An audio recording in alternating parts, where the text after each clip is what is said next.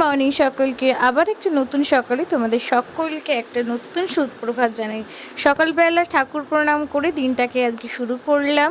সকালে তাড়াতাড়ি এখন উঠে যাই, দেন বসিয়ে ফেলেছিলাম চা, কারণ সকালবেলা উঠে মেন কাজ হচ্ছে ইষ্টবিধি করার পরে 1 কাপ চা হচ্ছে ম্যান্ডেটরি, তো লাগবেই। দেন বোনের একটা পার্সেল চলে এসেছিলো সাভানা থেকে।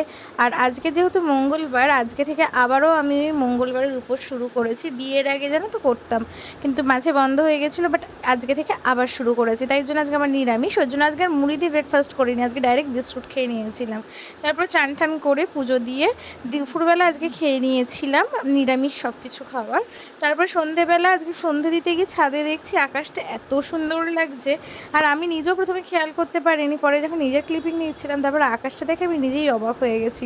এত সুন্দর ভিউ, সত্যি কথা বলতে আমি আগে দেখিনি। আজকে এইভাবেই দিনটা শেষ করলাম, দেখা হচ্ছে নেক্সট পার্টি, ততক্ষণ টাটা।